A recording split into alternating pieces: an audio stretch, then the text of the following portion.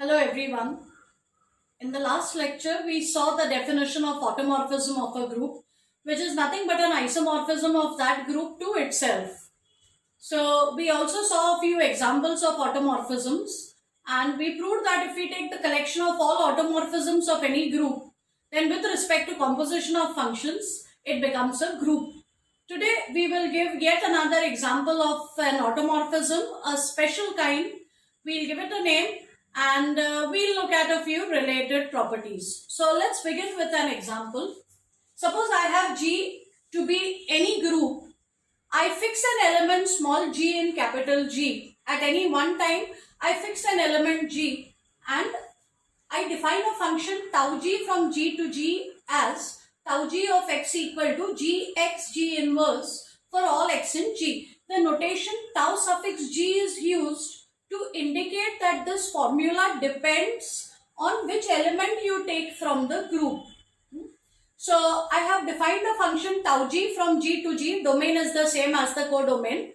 That's the group G, and we want to prove that tau G is an automorphism of G. So already domain is the same as the codomain, it's equal to the group G. So I just need to prove that this is an isomorphism, this function. That means it should be 1, 1, it should be onto, and it should be a homomorphism. So let's begin.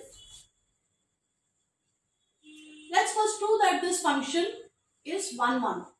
So I put that down as a claim that this function is 1, 1. So let us assume that tau G of x1 is equal to tau G of x2. So by definition, that means Gx1 G inverse is Gx2 G inverse. And let's not forget that this is a group. The moment you have a group, we also have cancellation laws. So by left cancellation law, this element G will go. By right cancellation law, G inverse will go. And therefore, we will get x1 equal to x2. And that means this function is 1, 1. So we are done with the first property. Let us now prove that this function is onto. So I put that as my next claim that this function is onto. For proving that a function is onto, we always start with an element in the codomain. Now codomain is also the same as G. So I start with an arbitrary element of G, and in rough, let me work out this equation. X is an unknown. I want to find out which element of the domain will go to this specific element. So let me work it out in rough. That means Gx G inverse should be equal to y. That's the formula for tau Gx. Let's pre-multiply by G inverse and post-multiply by G. So we'll get G inverse Yg.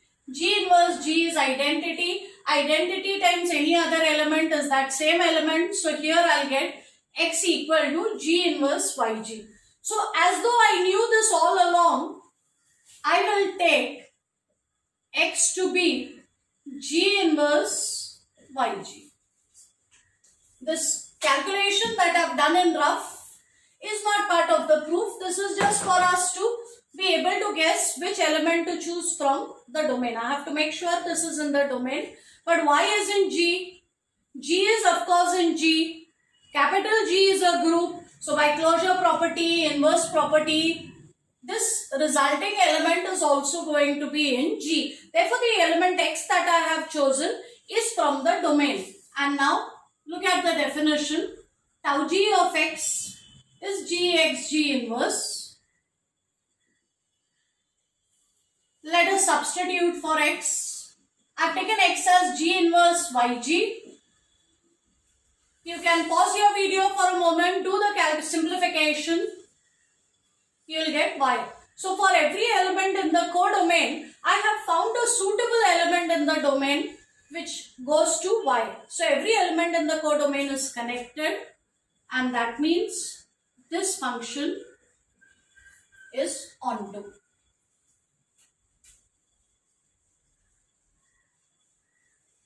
Let us next prove that this function is a homomorphism. So let's start with two elements in the domain. Let x1 and x2 lie in G. Let us first individually find out their images. Then tau G of x1 will be, by definition, G x1 G inverse, and tau G of x2 will be G x2 G inverse. Now let us obtain tau G of x1 x2. So think of this as one element x. Tau G of x is G x G inverse. So this is going to be G x1 x2 G inverse. And now one has to cleverly introduce the identity in the correct place. So I'll introduce the identity between x1 and x2. And now in the next step, I will replace identity by G inverse G. So this is tau G of x1, whereas this is tau G of x2. So image of the product is equal to product of the images, and therefore tau G is a homomorphism. So we have succeeded in proving that this function tau G is 1, 1, on 2 and a homomorphism. Therefore tau G is an isomorphism, and it is from G to G. Therefore it is called an automorphism. So this function tau G that I have defined does become an automorphism. In fact, it's a very special automorphism. It is called an inner automorphism of the group. Associated with every element of G, we will get one inner automorphism. Of course, I am not saying that if G1 is not equal to G2, then tau G1 will not be the same as tau G2. I am not saying that with each element you will get a distinct automorphism, but for every element of the group you will get one inner automorphism. Now, if I take the collection of all inner automorphisms,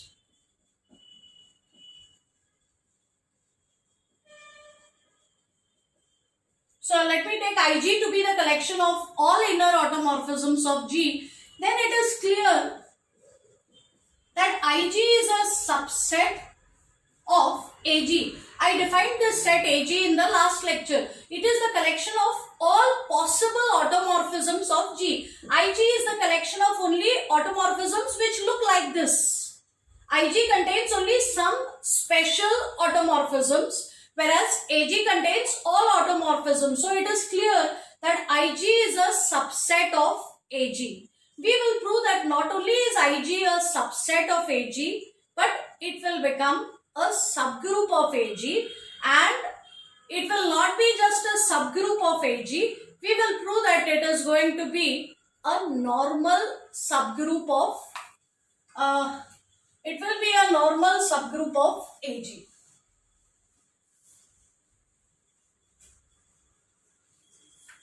So let me state that result. Let G be any group and Ig, in fact I will prefer to use this notation for Ig because I have used script A for the set of all automorphisms. So I will use script Ig for the set of all inner automorphisms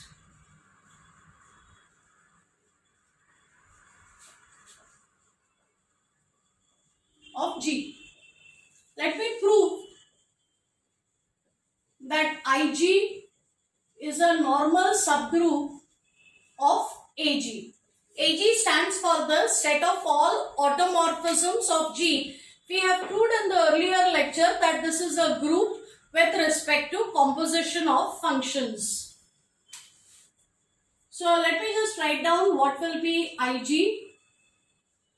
Ig will contain functions like tau G, where G comes from capital G.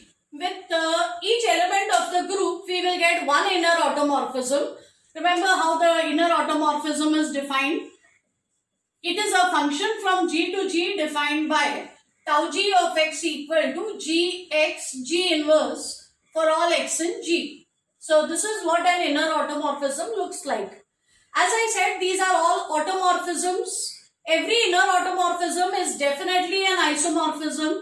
So clearly Ig is going to be a subset of Ag. This contains all automorphisms. This contains only some special automorphisms which look like this, which are inner automorphisms. So clearly this is a subset of this. Okay. Next, let's look at the element, the identity in the group G. Corresponding to this identity, I will have the inner automorphism tau E, and let's see what tau E looks like. Tau E of x is going to be Ex E inverse by definition, and Ex E inverse works out to be x, which is the same as the identity element acting on x, the identity function acting on x. So for all elements x in the domain, the values of these two functions are the same. So tau E is the same as I.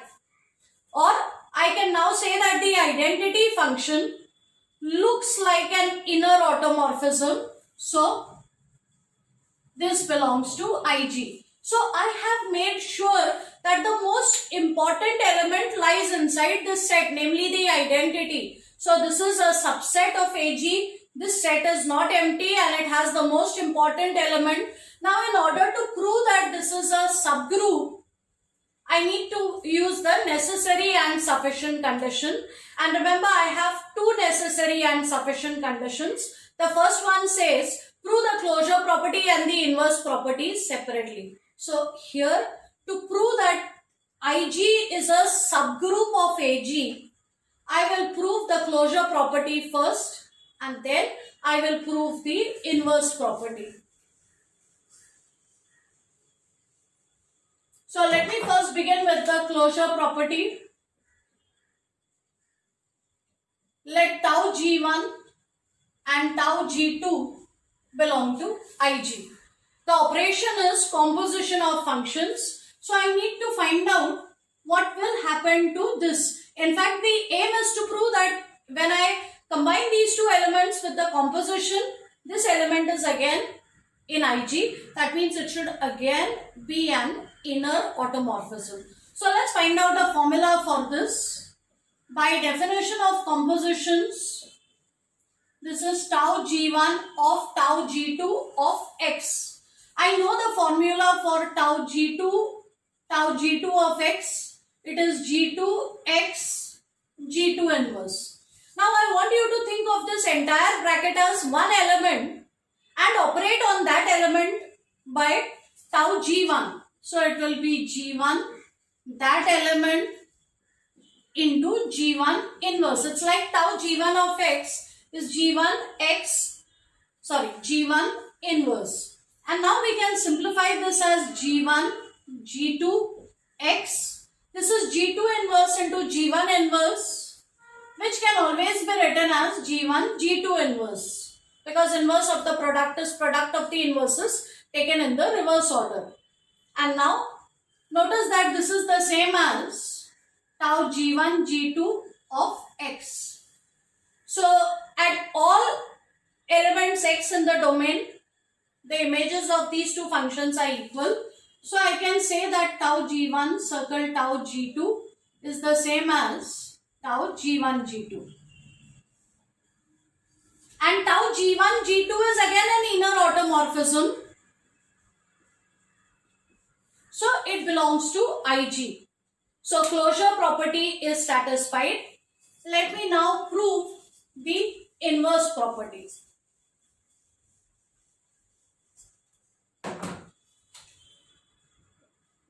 So let tau G belong to Ig. That means tau G of x is defined as Gx G inverse for all x in G. But when I say tau g is an element of Ig, please note that this will mean that G is an element of the group. Capital G is a group. So if G lies in G, G inverse will also be in G.